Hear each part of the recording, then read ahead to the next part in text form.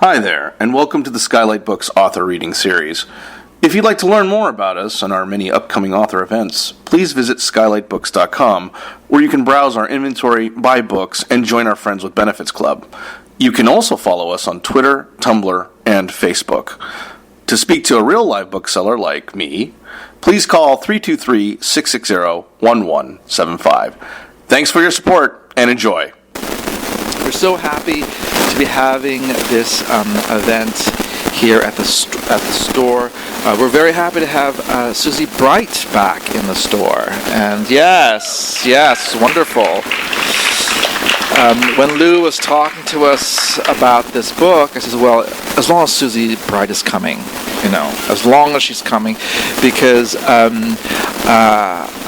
was mesmerized when she was here for the very first time.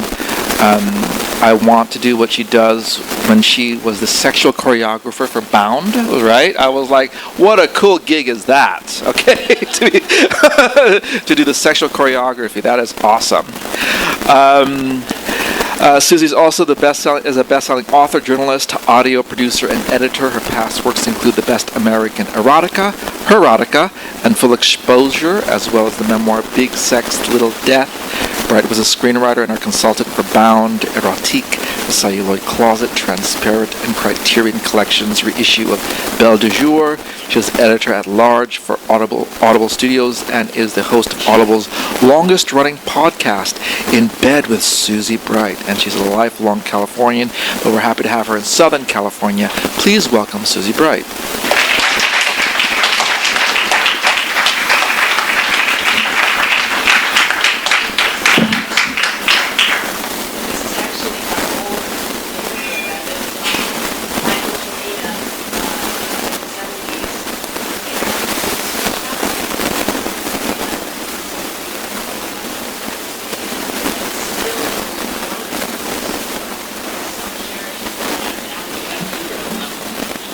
I didn't think that y'all were going to ask why.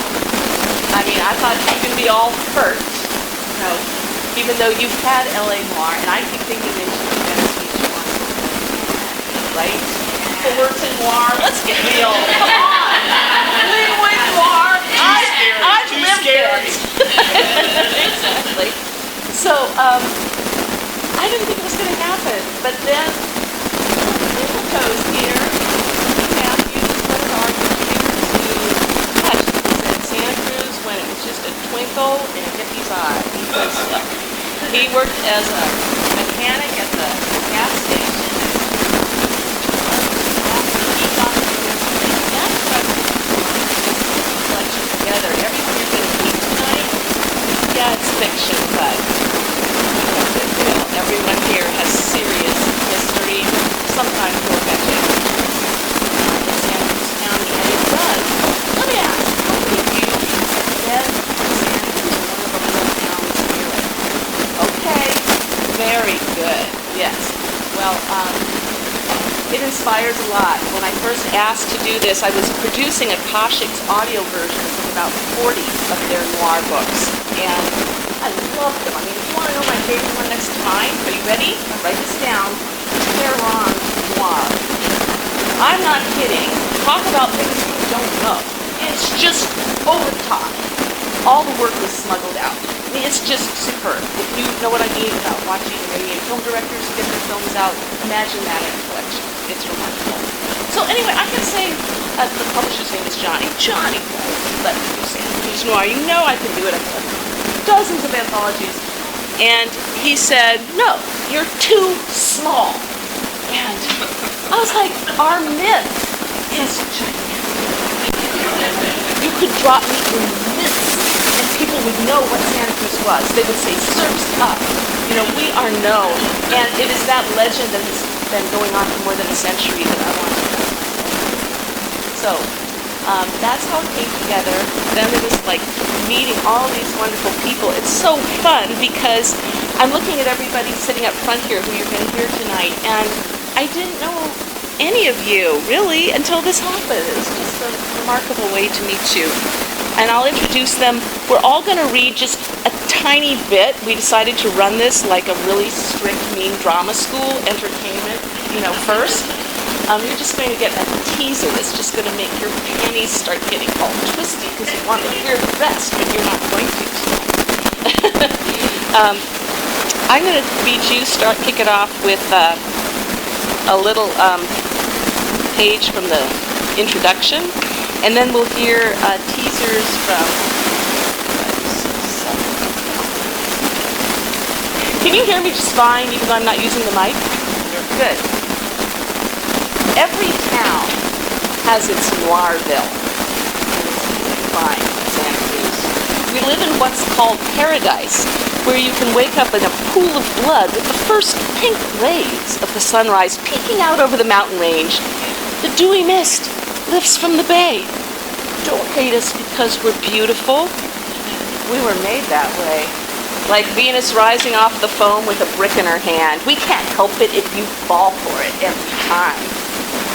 We live in a place where the screaming never stops. And no, I don't mean the publicly psychotic. Our crown jewel, the reason 1 million plus pleasure seekers visit every year is the Santa Cruz Beach Boardwalk, a roller coaster screaming cotton candy amusement park. Our most famous ride is called the Big Dipper. Will plunge you 70 feet down its wooden tracks at 55 miles per hour. Your cries all the way down Riverfront. Oh yeah, you had a good time. How many of you have been on the Big Dipper? Let me see. Right? You screamed. I know you did. Well, the other afternoon, one of my many visitors on the weekend walked in the back door with a happy sunburn and a Foster's Free softie in hand. If I lived in a place like this, my friend said, I'd wake up with a smile every day. Oh, we do. Thank you for that. There's no beauty like a merciless beauty, and like every crepuscular predator, she thrives at dawn and dusk. You're just the insect that waited forward for wig, paper, comb, and sugar shark cotton. Lived out of fear. Nothing. We have just the ride for you, the longest tunnel ever. Santa Cruz is everything you ever dreamed and everything you ever screamed. In one long drop, you'll forget.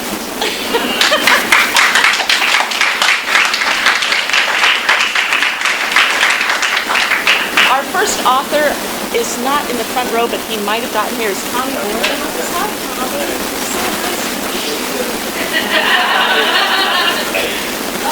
I met Tommy through Lou, who said, the best writer you've ever heard of, it's going to blow your mind. Tommy sent me a story, and I remember turning to my partner in the office and saying, he actually should be the editor. Okay. Should be the editor of Brooklyn Noir. I think you'd be in a good situation to hear it. All right. And his story is called Buffalo. Yes. Would you like to have a double-spaced copy? Oh, no, this is fine. You got it? Yeah, it's fine. Okay. It's fine. You know we're just reading. Yes.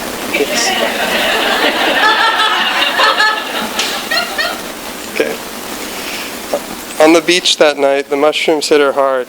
We were both laughing at nothing, and she settled down next to me by the fire. I put her on top of me. I liked her like that. I kissed her. She became very still. She froze sometimes. I didn't mind. I kissed her again, unbuttoned and pulled down her jeans, and then slid her up my chest and onto my face. The warmth between her legs, I had all of it. I felt a shift in her again as I laid her down. When I came, she pushed me off. Her pupils were huge, spooked. I put my arms around her, held her tight. She struggled. I hugged her tighter. I've got to go. Let's go, she said. Calm down, I said. It's just the mushrooms. Sit down with me by the fire. We'll smoke some weed. She struggled. I hugged her tighter, her head on my chest. It's okay, relax, I whispered, as I stroked her little head. Her whimpers turned to panic, and then screams. I nuzzled her head into my neck, and that's when she bit my ear. I hit her, but she just bit down harder. So I hit her again, and when she let go, I grabbed her by the hair and pulled her to the ground. She was blubbering, drooling blood. It was my blood, and I could feel it warm, running down my neck. I kneeled down on her chest and held my hand over her mouth until she was still.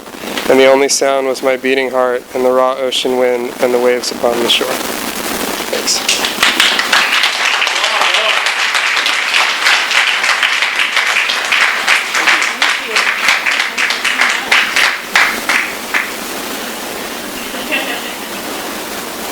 I'd like to introduce Margaret, Elysia Garcia.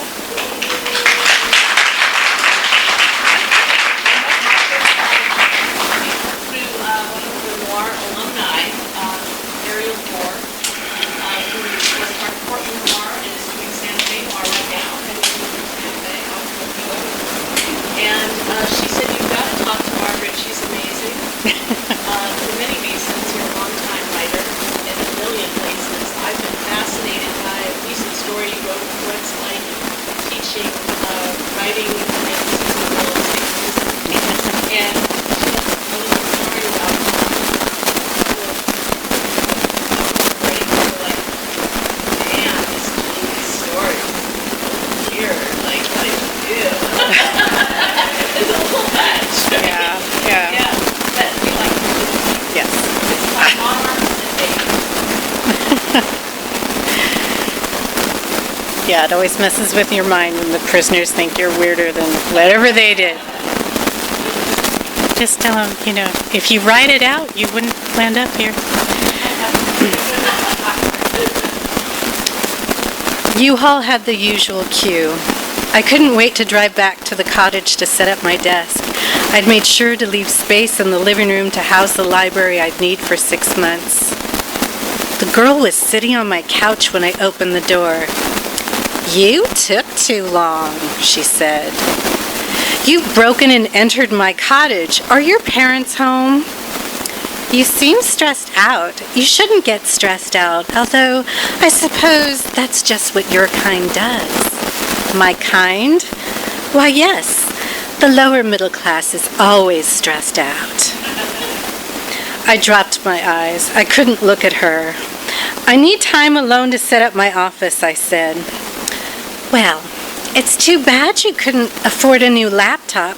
This space could do without the clutter of older technology. But Shakuna Sangu, as Mother says." She stood up and I escorted her out and locked the windows and deadbolted the door this time. "When people around here want to chill out, they go to Natural Bridges State Park," she said. "You should too. Relax." I unboxed my books and set up my old iMac on the old secretary's desk I brought with me. I had a laptop too, a MacBook Air. Sure, it was a few years old. That just proves they last. I was muttering to myself again. I took out my old iPod, a speaker out of a box, and put on something old too. There was nothing on the iPod newer than 2006. I mean, my phone has newer things, but this particular device didn't. The little girl wasn't even there, and I was still justifying. I picked up my phone and dialed Sharon's cell phone. I left her a message. Could she meet me somewhere so we could have coffee and chat? There were still a few things I wanted to go over.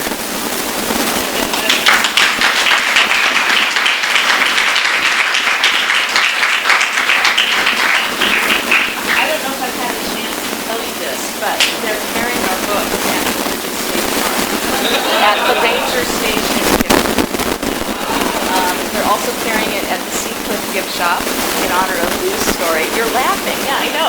But the thing is, you can only buy so many stuffed otters, There has to be something else as a souvenir.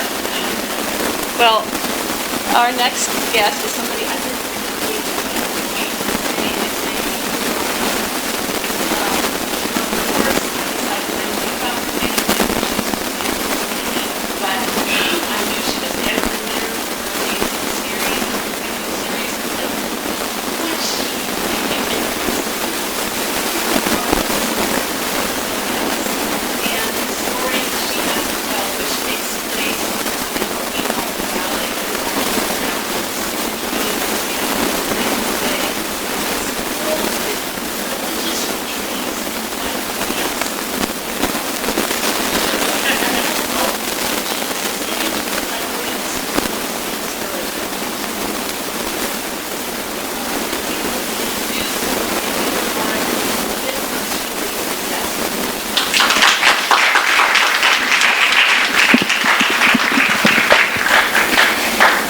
Every light was on in cabin 21.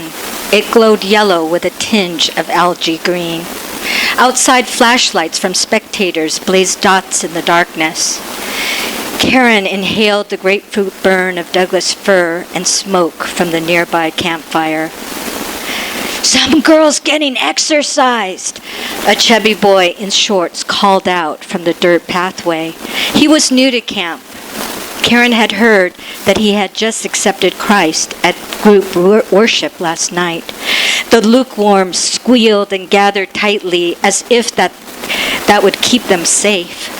The boy waited a few minutes as if he expected them to join him. When no one did, he disappeared across the way to see what was happening. "The Catholics call it exorcism, but Christians don't," Rachel said. Rachel's father was the minister of New Hope. Lisa's grandparents had been in the same World War II camp as Rachel's.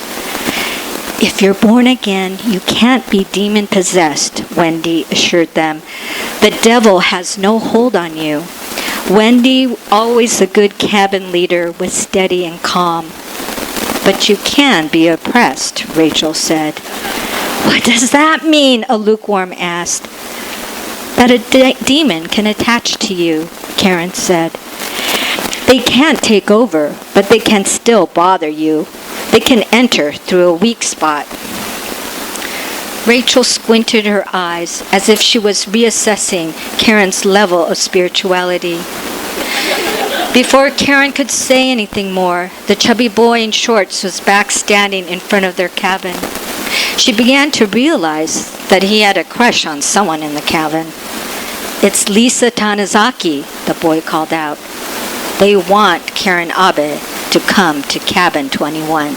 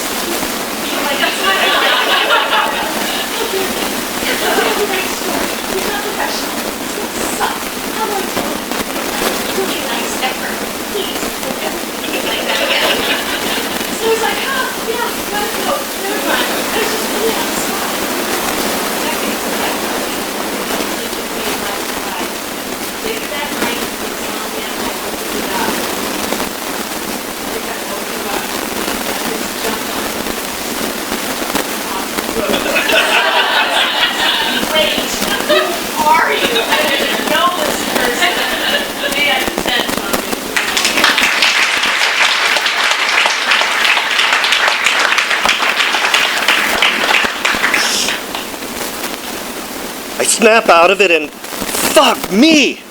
The outside is going off. The inside is loaded with kooks. The boys are all over First Peak, tracking. Monster sets from a huge south are rolling through with super long lulls and a takeoff so narrow you gotta be the earliest, chargingest, deep-throatingest motherfucker or fuck you, you're not getting anything. This shit is gnarly. This shit is mine. I don't remember suiting up. I don't even remember paddling out. Just seems like I'm suddenly in the thick of it, raging, yelling at every kook I see. Fuck you, faggots! Paddling right in front of all the Barneys and thinking, make room for me, boys. Priority is mine.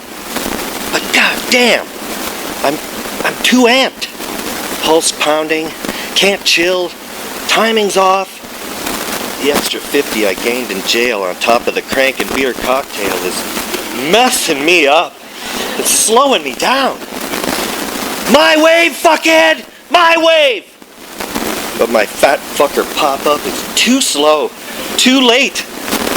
No way am I gonna make it. I can feel my extra body weight dragging me down as I pearl my board and eat it right into the bowl. Then I get sucked back up the face. Feel that moment of weightlessness. Then over the falls, right onto my best board. Underwater screaming, fuck!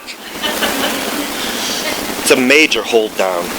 Hitting the bottom, ragdoll to shit, donuts all the way. I finally pop up on the inside, puking seawater. I paddle the bottom half of my board back in and smash the shit out of it on the railing. All eyes on me in the lot, as the assholes bear witness to the sketchiest, gnarliest, most fucked up sesh of all time. I go to get in my truck, and of course, the keys are still in the ignition. The door is locked. My fist goes right through the window. Don't even feel it. Like a GoPro slow-mo. Don't remember driving home. Next thing I remember, I'm ramming that piece of shit truck right up onto the lawn at the bitch's apartment. My goddamn hand is aching now. Bleeding like a motherfucker. Whatever.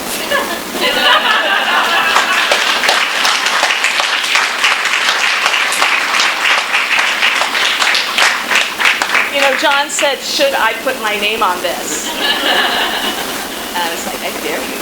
Do it. Do it! The people who need to read it so bad. And all of us in the front row are smiling because we all know this person. We all know them. Another person who I've lived with in town for years and we never got to really know each other is Seana Graham, who was working at Bookshop when I was first whispering around the store that I was going to do this book. It's our version of Skylight. Bookshop Santa Cruz, been around forever, beloved bookstore. Yeah, exactly. And Seana and I talked, and she had, has been a book critic and been a writer for a long time, and we started talking about our favorite crimes in Santa Cruz. And she was like, what neighborhood do you need a little extra love for? And I was like, Seabright, Harbor, the Yacht Harbor. It's tiny, like a dollhouse with a few boats in it. But a lot of interesting shit goes down. Seana, would you like to give them a tape?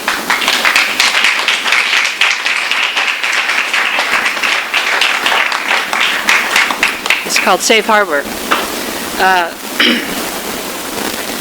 She was standing right at the bar the night Ray walked in, a hair's breadth from skinny, and Ray tended to like his women with a little more meat on their bones. It had been a long day at work. He'd only come to Brady's for a drink before heading home. Her tattoos intrigued him. That serpent that disappeared under her shirt. People had tattoos in Detroit, of course, but Californians seemed to embrace body art with an abandon he hadn't seen back home. Milder weather? Sheer exhibitionism, the Midwesterner in him scoffed. Skinny Girl must have felt his gaze, because she turned right around and began her own frank appraisal of him. If she wasn't actually a prostitute, she wasn't in this place for the conversation either. Ray stepped up to the bar and ordered a drink, offering one to the lady as well. She peered at him with huge green eyes and accepted. She told him her name was Jazz and that she'd just come down from San Francisco. Her tattoos might disguise the fact that she was from the South, but it didn't take Ray long to grasp that she was a long way from home. Caught out, she admitted her real name was Jasmine, that she was escaping some trouble back in Memphis. Everything about her suggested she'd brought a lot of it with her. On that first night, Ray asked Jasmine if she'd come out to California to see the Pacific Ocean. She looked at him strangely, as though he wasn't quite right in the head. "No, sugar," she said. I came to California for the money. It seemed as good a line as any to start their negotiations.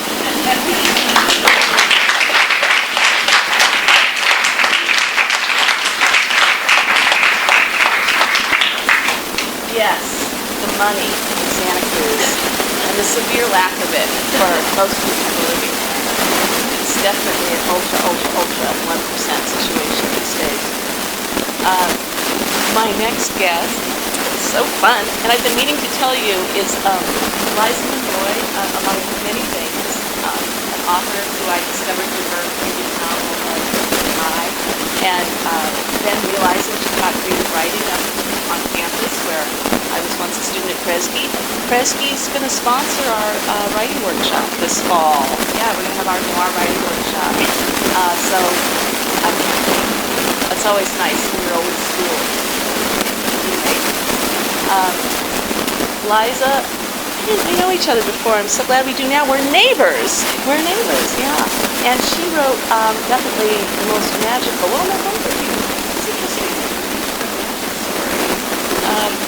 And yours is called Misha and the Seal.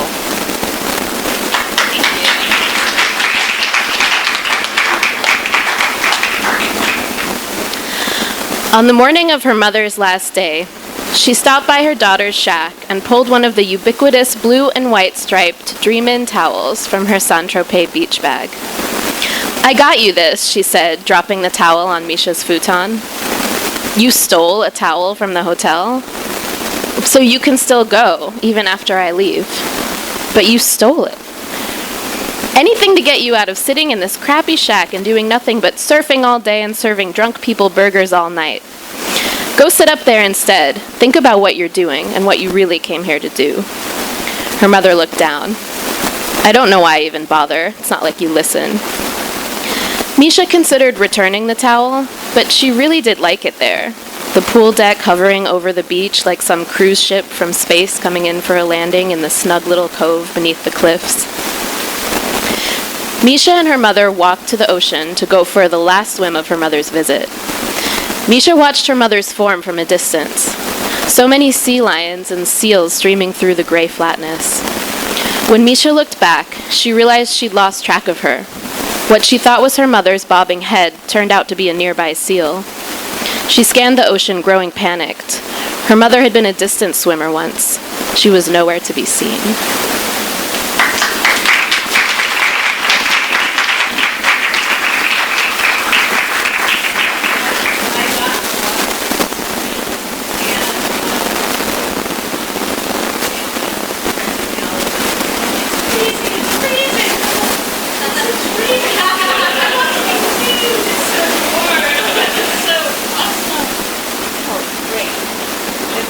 Really, why can't we all take a little salt dip first thing? It just changes you up. Whatever you started out with, it changes you up. Well, as I said, I think the reason we came to Skylight Convention, even though they said they were excited to see me again, was you, Lou, means so much to me that we met. I met Lou because of an old professor of mine and old friend of yours, Carter Wilson, who's been at UCSC since the early days, wrote a book called Crazy February, and became a classic among anthro majors, among other people. And Carter was going to write his story, said, it's just not happening. You have got to talk to Lou. He's going to change your life. And he kind of did. Thank you for making this happen. His story, which I was lucky enough you let me read for the Audible version, called Crab Dinners, takes place in South County, which is not the part most tourists necessarily know about, but it's a fantastic place with a lot of history.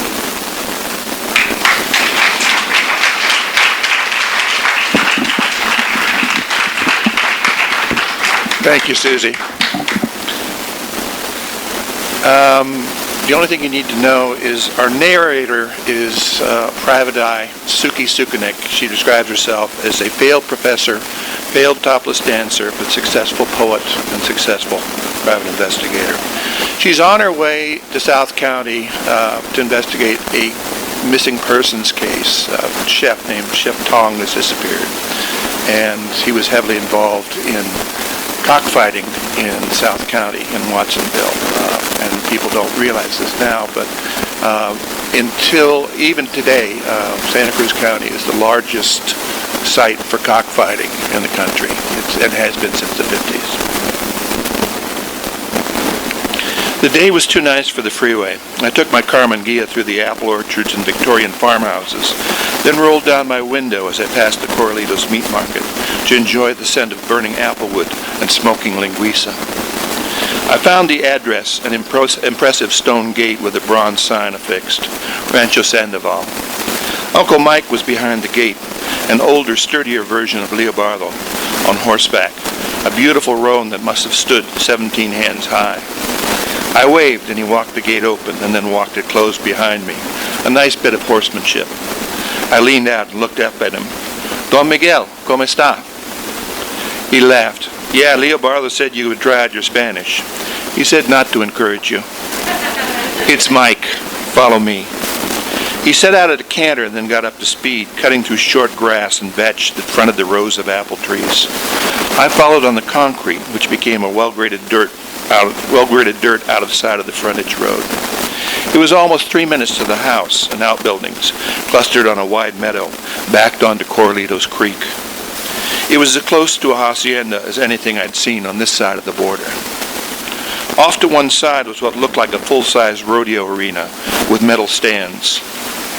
In back, a parking lot. Mike went inside and came out bearing 2 sweating bottles of Noche Buena. He handed one over. Let's walk and talk. Leobardo told me 2 things. He said you wanted to know about cockfighting, and he said you were to be trusted. I pointed to the arena. Is that where they're held, the cockfights? He laughed. No, we actually do hold rodeos here, once a month at least, both vaquero and American. He took my elbow and guided me around an oak to a smaller path, which led to a pristine metal building with tiers of canted rows of windows, tilted to let in sunlight, but at an angle that made it impossible to see in from outside. Inside, I understood I was in the Taj Mahal of hen houses. Climate-controlled with filtered air, sunlit apartments filled with happy chickens. If the slow, contented clucking was any indicator, chickens of all colors walked and scratched and sat asleep on fresh straw, in tiers stretching to the roof. These are the hens, Mike explained. We sell some eggs at our roadside stand. Good cover. About half of them are breeders from long lines of fierce ancestors. Rockefeller couldn't afford these eggs for breakfast. Beyond the hens was a metal wall that had a metal door with a coded entry lock. Mike punched some numbers.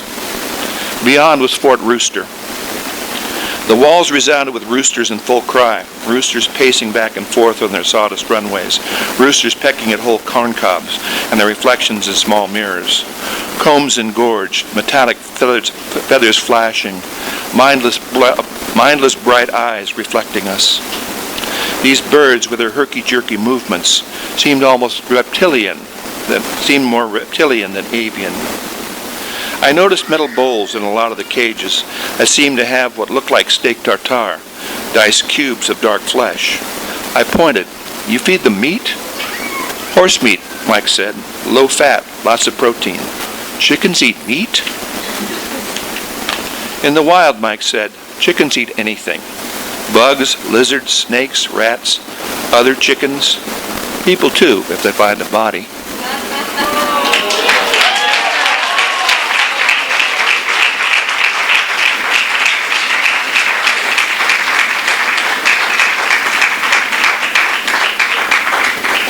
Who you're dealing with now? Yeah. Starting to get the picture. The years of wickedness and literary expertise are deep in this front row. I'm sorry, I'm looking at all their faces because we all sat close to the mic, but you'll get to know them a little bit better now.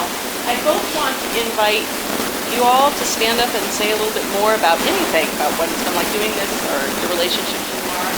And I want to invite all of you, including those of you that you get to come up front and sit down, but just please, we're eager. This book has only been out for a few days, so we are dying to know what people think, why you're here tonight, what your connection is to Noir or this anything. I'd love to hear from you.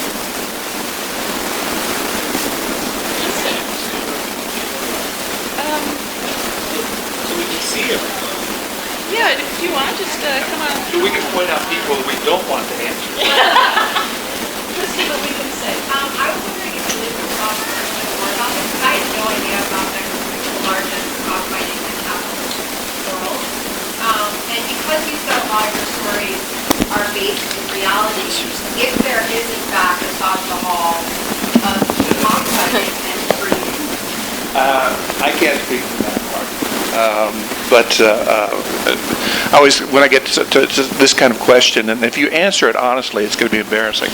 And I always like Carolyn Schute's answer. She wrote a wonderful novel called The Beans of Egypt, Maine, which is about basically lumberjacks, illiterate lumberjacks on speed and welfare in lower Maine. And when somebody said, how in the world did you get to know anything about these people? She says, oh, this book was involuntarily researched. But for me, the story, Peter Beagle, who was one of my early heroes in Santa Cruz, wrote The Last Unicorn. In the 60s, wrote an amazing story. This was when the last days of the Saturday Evening Post, when they were publishing marvelous stuff because nobody cared and nobody was going to get sued. And he did a long, long article on cockfighting in Corralitos and Watsonville. And that was my first introduction. And since then, it's sub rosa, but every once in a while, you'll see that they bust 300 people out in the middle of what's the Plumwood? There's Corralitos and weird little Prunedale, yeah. 3,000 flee, police in Prunedale, and you're thinking, what? So yeah, that's been going on for a long, long time. Prunedale has been rebranded as Royal Oaks. And if you're an old timer from Prunedale, you call it Kentucky, first of all. Yeah. And you are not going to call it Royal Oaks, no matter what they're trying to do to land prices. We remain firm. Naomi, is it true that your family is down in South County, or is that just all my imagination? So if you're along the highway near the Red Roof Inn, right, in Watsonville, you see that a band, it looks like it's like a ghost, like a haunted house, a Victorian, and that's the Redmond Hirahara house. So that's my relatives. My dad had lived there. My dad was born, but in Watsonville, but his family went over to Hiroshima, but then he returned by himself to Watsonville. He's the architect. And he's done a number of, right, you're familiar with well, not all of you, but the architecture in Watsonville, which is very eclectic and has a number of those. That house is currently levitating. I know. What's about your series that's so special? I write the Maserai mystery series. I don't know if any of you are familiar with it, but it's your regular Japanese American gardener who atomic bomb survivor who also solves crimes. Yeah, and there's one of them. Strawberry Yellow takes place in Watsonville.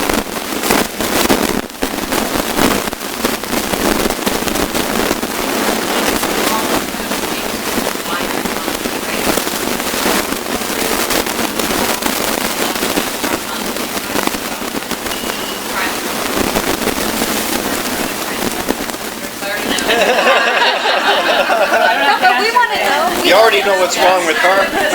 We don't know. I actually write across a wide variety of fiction, and this is actually because I know people who are into noir, and I got a taste for reading it. And then this, as I told Susie, I said, my friend Adrian McKinty is editing one, and my friend John McFetrich is editing another. I want to be in yours. And that's how I got in.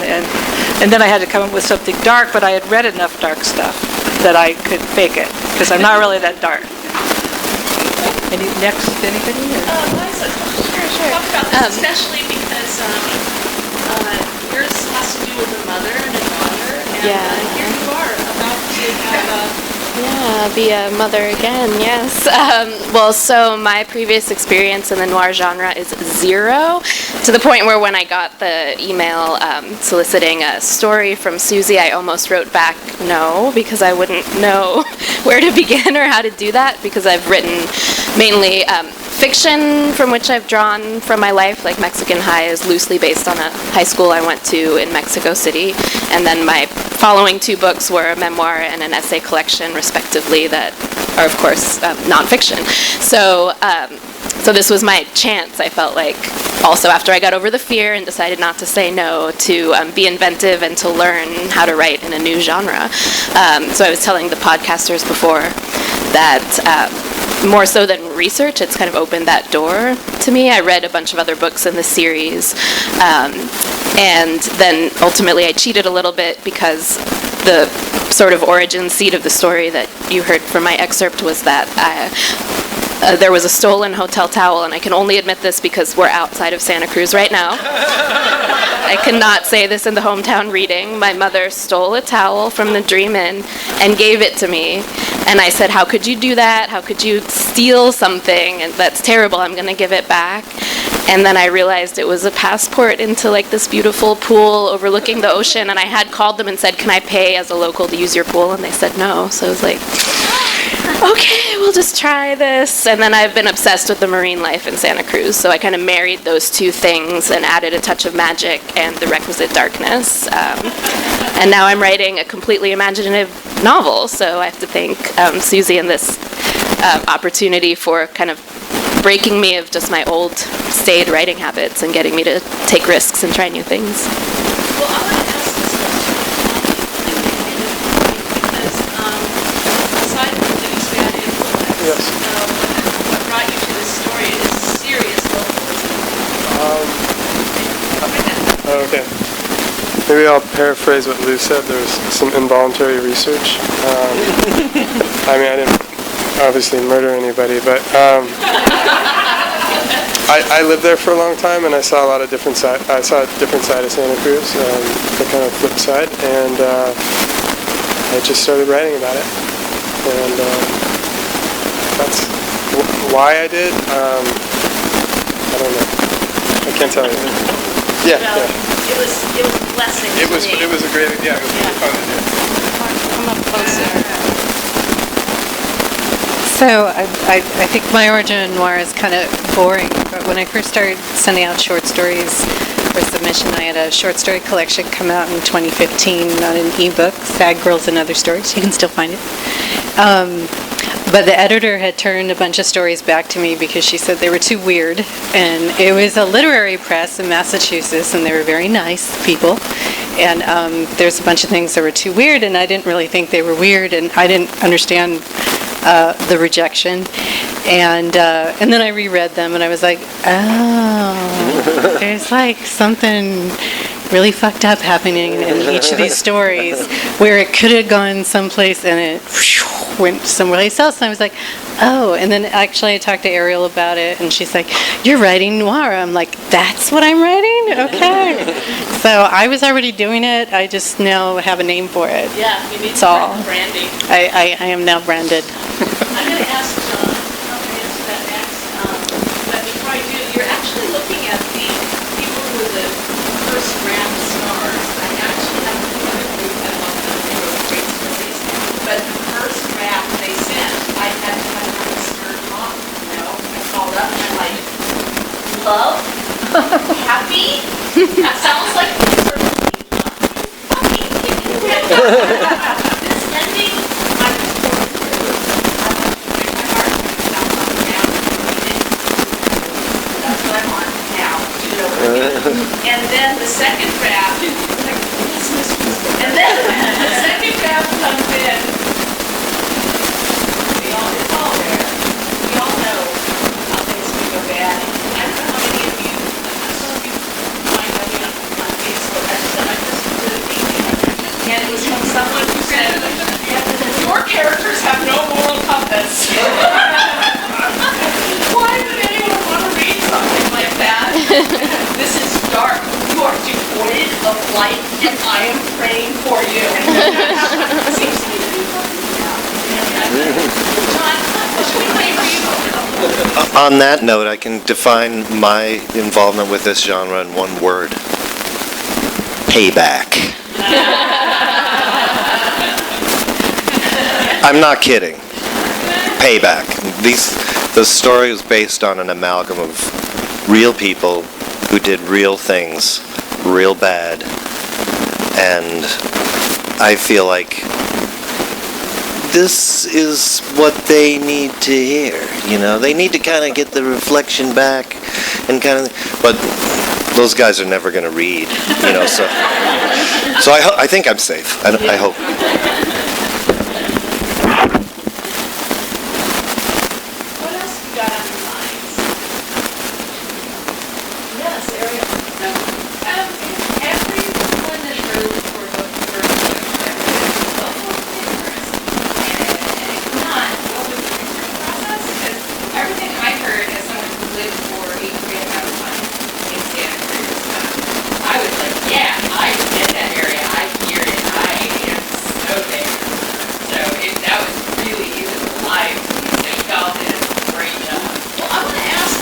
Thank you very, very much for that.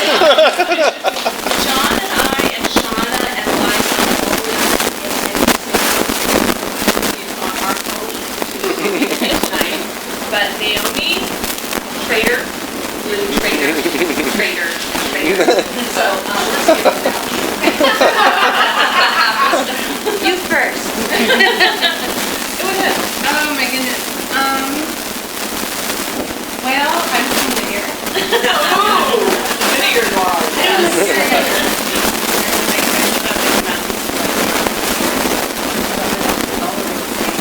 But you know when you're 18 years old and you're LA County, I just don't know it, it'll get better. Right? So my mother lived in Elysia and Monroy, my mother was going to do laundry. So I went to Santa Cruz college and I hated it. It's not a good place to be.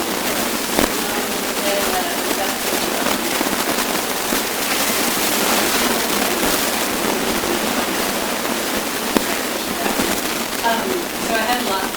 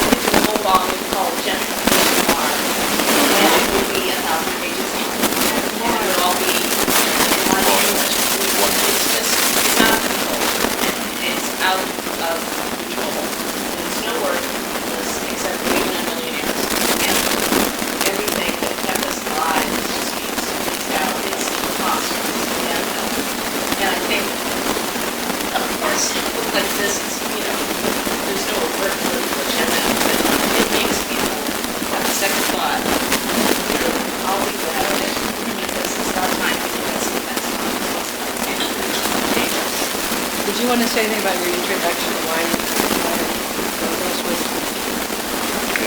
People might not know.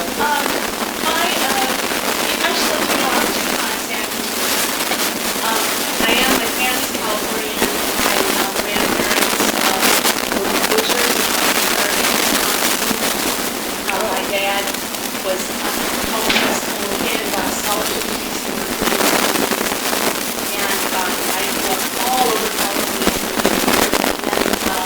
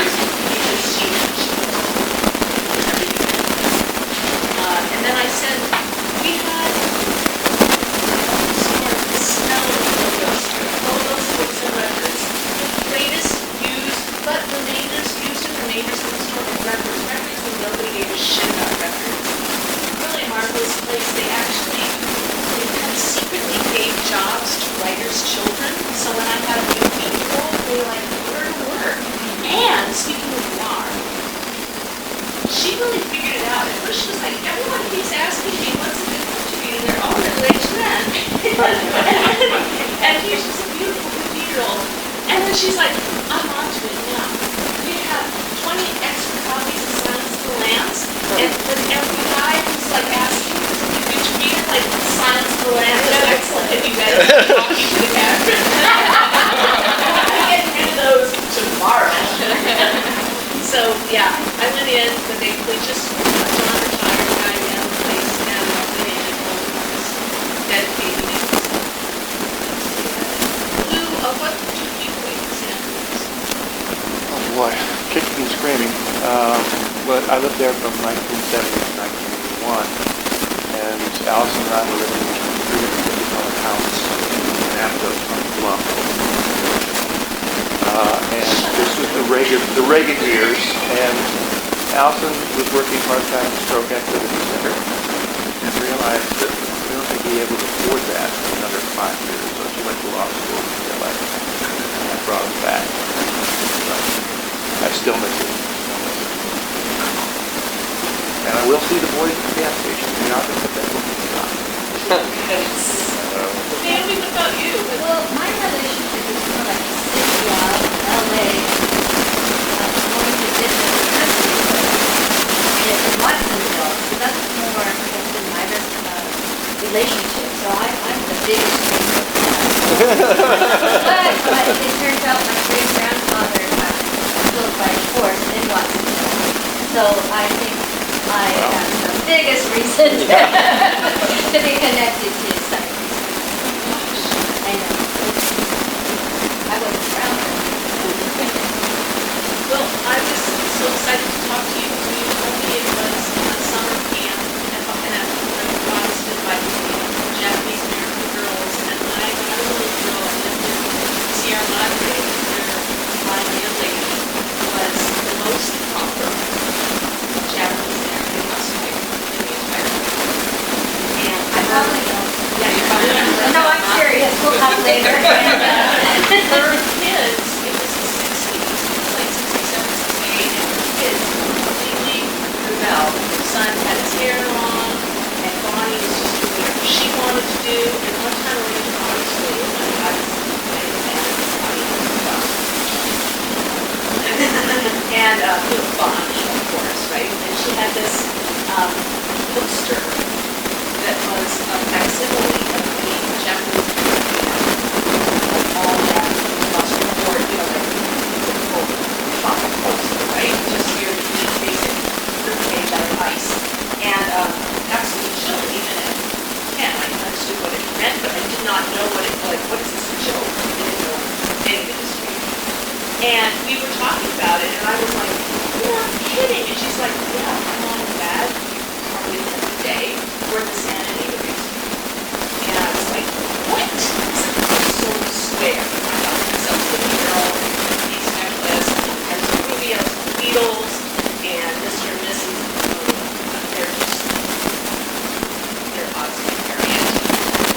And her mom came in and saw that, and started crying.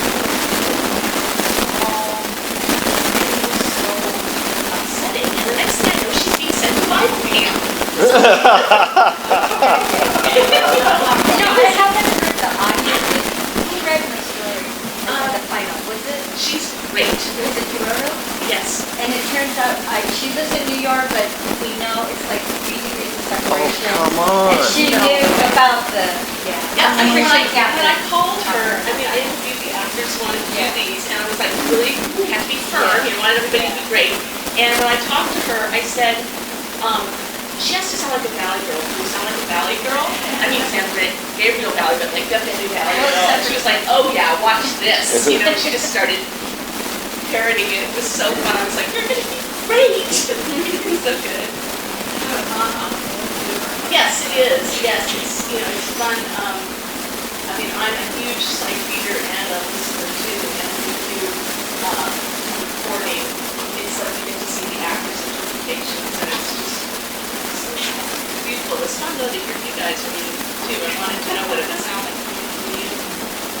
It is about that time, but we are total cellophane and markers, wish you would talk to us, want to write something really personal and sick in your book, like all that. So, We can talk about upgrades. yeah, we'll hang out for a while and get to know you a little bit more. Thank you so much.